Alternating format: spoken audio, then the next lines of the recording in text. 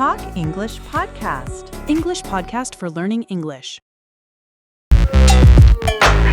Welcome back to the Talk English Podcast, your weekly dose of advanced insights and fluency-boosting conversation. I'm your host, John, and today we are shifting gears slightly. We're moving from the motivation to start to the mastery of methodology.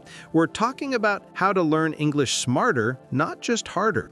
And I'm Lily, absolutely thrilled to be here. John, it feels like we're giving our intermediate learners the blueprint they need for the next level. We're past the beginner jitters. We're assuming you can already hold a conversation. Now it's about becoming efficient and incisive in your learning habits. Exactly. We're going to discuss a concept that, frankly, is the secret sauce to cutting your learning time in half. It's called deep work. Lily, this isn't just about general productivity, it's about learning to leverage your cognitive capacity specifically for language acquisition. We want our listeners to get the most bang for their buck out of every study session. Totally. Forget simply spending time on English. It's about investing focused energy. Today's episode is about how to maximize focus and dramatically speed up your English fluency. Because in this age of constant digital distraction, which is a major hurdle for B1, B2 learners, focus is the new intelligence. That's a powerful way to encapsulate it. We're here to help you stop simply practicing English and start building a truly fluent mind through structured effort. Now, before we delve into the core principles, and trust me, you'll want to take notes on these, here's our first call to action. If you are enjoying this deep dive already, please take a second to like this episode, subscribe to the Talk English Podcast for more weekly fluency tools, and share it with one fellow language learner who is serious about reaching fluency. Those small actions help us propagate this valuable content to more learners worldwide. And we want to hear from you right away. A quick question for you, our dedicated listeners. What is the single biggest distraction that derails your English study sessions? Is it your phone, external noise, or maybe internal procrastination? Let us know in the comments below. We'll talk about how to mitigate that later in the episode. Excellent question. Oh, and one more thing. As this topic is dense and full of specialized vocabulary, we've created a free PDF guide for this episode. It includes a vocabulary breakdown of all the new terms we'll be using, plus quizzes and complex grammar exercises related to our discussion. You can download it via the link in the description. It's an invaluable companion piece designed to aid your retention. Let's get started. John, when we talk about deep work, we're talking about a concept that radically shifts the way people perceive effort. It's an unflinching look at how we spend our study time. Let's start with a clear delineation.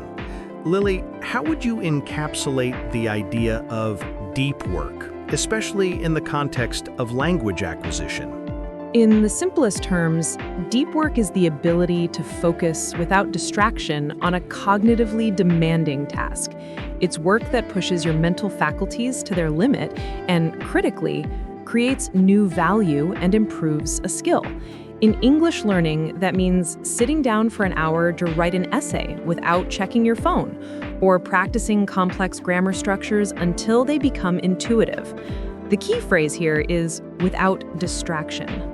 That makes sense. It's the opposite of what some people call shallow work, which often includes things like mindlessly reviewing old flashcards or briefly replying to an email in English. They spend 3 hours studying, but those 3 hours are fragmented. 10 minutes reading, 5 minutes checking WhatsApp, 15 minutes reviewing flashcards, and a quick TikTok break. That scattergun approach yields diminishing returns. Precisely. That's the problem of cognitive load. Think of your brain like a computer with a limited amount of RAM. When you switch tasks frequently, from reading an article in English to checking a social media notification, your brain has to reload the context of the English article every time. This rapid context switching creates a massive overhead, and that overhead is what prevents you from achieving real retention. We're talking about neural pathway formation here. Learning happens when neurons fire together. Distraction prevents that strong, synchronous firing. That's such a powerful metaphor. The brain is continually expending energy, not on the task of learning, but on the task of reorienting itself.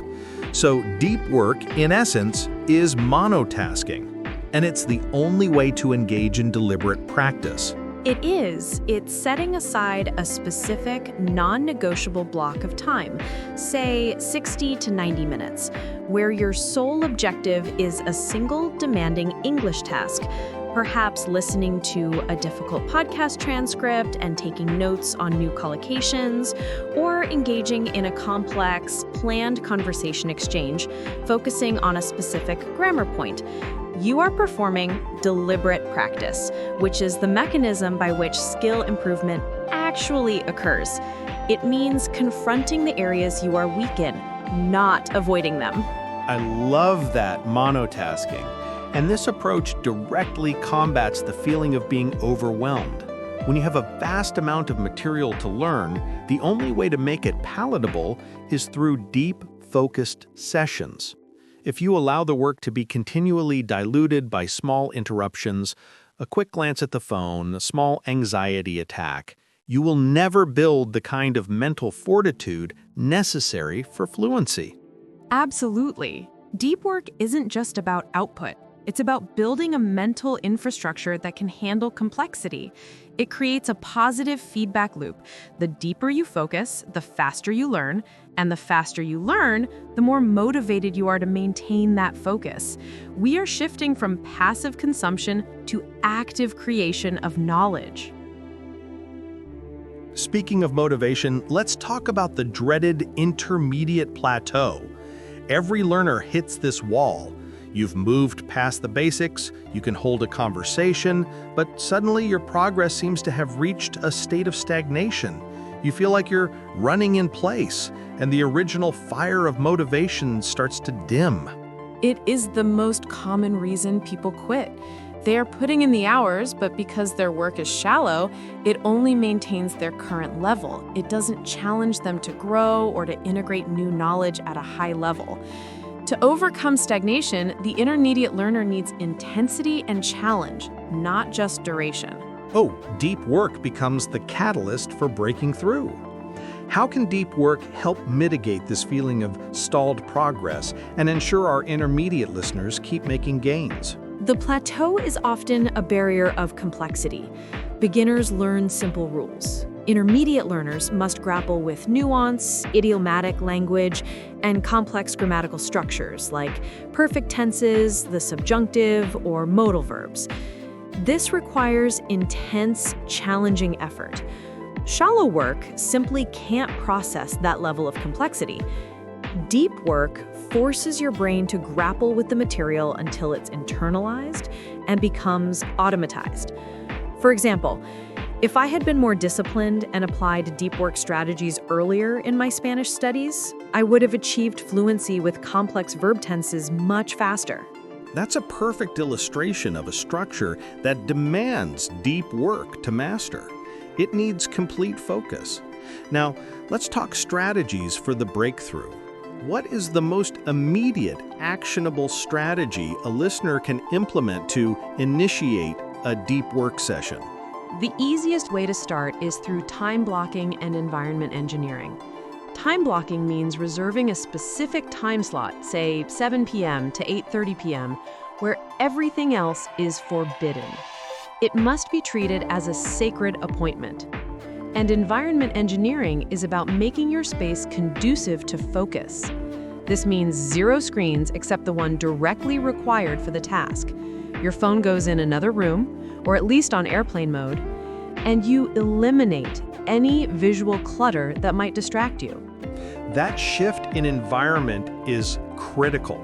The temptation for interruption must be physically removed. because the will to resist distraction is a finite resource, like a battery. If you have to spend 10 minutes resisting the urge to check your phone, that's 10 minutes of mental bandwidth that should have been spent on learning. We must protect that cognitive energy. Precisely. You want to make the path to the task easy and the path to the distraction hard. This is where we discuss the concept of inertia. The initial resistance to deep work is the hardest part. You feel tired, or your mind races, or you suddenly remember an email you must send. But once you overcome the inertia, that initial reluctance to start, the work often becomes self-sustaining and even enjoyable. That's the flow state we're aiming for. We've discussed the why and a bit of the how. We've established that the road to mastery is paved not just with effort, but with intense focus. To truly master a skill like English, you need to be able to command your attention and sustain it. And on that note, we want to recommend an incredibly pertinent resource. For those of you who want to dive deeper into structuring your deep work sessions and learning the mechanics of focus, we highly recommend checking out the video titled Deep Work Masterclass, 10 Pillars of Focus to Skyrocket Your English Fluency. That video is a game changer. It takes the concepts we're discussing and breaks them down into 10 actionable steps you can implement today. It provides the necessary scaffolding for building your focused study habit. Go check it out immediately after this podcast episode. Also, we're coming up on the second half of this discussion, so if you haven't yet, please like this video, subscribe to the podcast channel, and leave us a comment with your biggest study distraction. Your engagement helps us sustain this community and bring you more of this high-quality content. And a gentle reminder, if you'd like the Comprehensive Study Guide, PDF, complete with all the new vocabulary, quizzes, and grammar notes, it's honestly a deep work session in itself. You can find the link in the description. Don't just listen, integrate this learning. Let's move to the practical application of deep work and language learning, particularly regarding memory retention. The first strategy is establishing pre-game rituals. Deep work thrives on routine. A ritual, drinking a specific cup of tea, listening to a certain piece of instrumental music, or writing down your singular goal for the session, signals to your brain that it's time to transition into a focused state. It's a cue for the brain to start optimizing for learning. It's all about minimizing friction in the transition phase. Another strategy is combating the perpetual distraction of the digital world. Our phones are designed by behavioral scientists to hijack our attention with tiny dopamine-releasing notifications. For a deep learning session, the phone must be completely out of sight.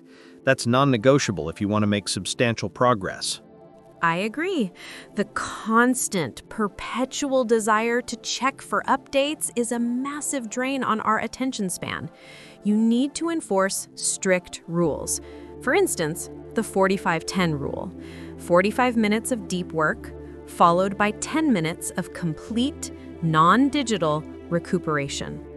Crucially, during the 45-minute block, if an unrelated thought pops up, you write it down on a designated distraction pad and immediately return to your English task. This is the art of mindful disengagement. Let's elaborate on recuperation.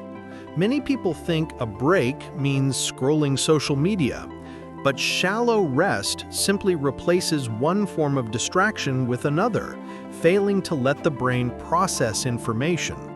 True recuperation is walking away from the screen, maybe taking a short walk, or simply closing your eyes. It allows your brain to process and consolidate the information you just learned, moving it from short-term to long-term memory. Absolutely. You need to step away from the digital tether. The quality of your rest directly influences the quality of your work. The goal is to sustain high-intensity work over a long period. Without proper recovery, you risk burnout, which is the enemy of consistency and deep learning. Think of it as synaptic pruning. The brain cleans up and strengthens the connections made during the intense study. Speaking of consistency, let's pose a question to our audience. If you could choose one new deep work ritual, like a specific time or a quiet location, what would it be and why? Tell us in the comments what your chosen sanctuary will look like and how you will protect it. That's a great transition. Let's talk about optimizing your space to be conducive to learning. It's not just about removing distractions. It's about creating an atmosphere that promotes flow. The ideal study environment should be sterile in terms of visual noise, but rich in terms of the resources you need. Good lighting, a comfortable chair, and silence. Right. We're talking about creating a sanctuary for learning, a place where you don't have to think about anything else. Everything is pre-prepared. Your notebook, a glass of water, your study plan. This pre-planning alleviates the need to make decisions during your deep work block, which conserves that precious, finite willpower we discussed earlier. The next crucial factor is accountability. Deep work, by its nature, can be a solitary activity, but for long-term consistency, you need a mechanism to keep you on track. This is where an accountability partner comes in. An accountability partner, another serious language learner, doesn't study with you, but you both commit to checking in daily or weekly. You might say, I commit to 3 90-minute deep work sessions this week, focusing on the past perfect tense. This external pressure creates a sense of obligation that is incredibly motivating when your internal motivation wanes. It's much harder to hit the snooze button on your study session when you know a friend is waiting for your progress update. It transforms a personal goal into a shared commitment. In retrospect, most of my learning milestones were achieved when I was accountable to someone else, not just myself. We often let ourselves down with ease, but we rarely want to let a partner down, especially when they are working hard too. This external standard provides buoyancy when self-discipline falters. This ties back to the bigger picture. We must view language learning as a marathon, not a sprint. Deep work is about maintaining a sustainable, high-quality pace. It's about building a learning system that is resilient and ultimately makes the process of reaching fluency inevitable. It's the difference between hoping to be fluent and designing a life where fluency is the natural, inevitable outcome of your habits. The ultimate power of deep work is that it changes your perception of your own capability. When you routinely show up and conquer a cognitively demanding task, like summarizing a complex news article entirely in English, you realize you are mentally tougher than you thought. This psychological shift is what truly sustains the journey past the intermediate stage. Here are 10 new, high-level vocabulary. Unflinching, adjective, meaning not shrinking from danger or commitment, showing resolution. Example, the script offered an unflinching look at the discipline required for true fluency. Cognitive load, noun phrase, meaning the total amount of mental effort being used in the working memory. Too much load leads to poor retention. Example, switching tasks frequently increases your cognitive load, which is why multitasking harms language learning. Deliberate practice, noun phrase, meaning focused, structured practice aimed at improving a specific, well-defined skill, often addressing weaknesses.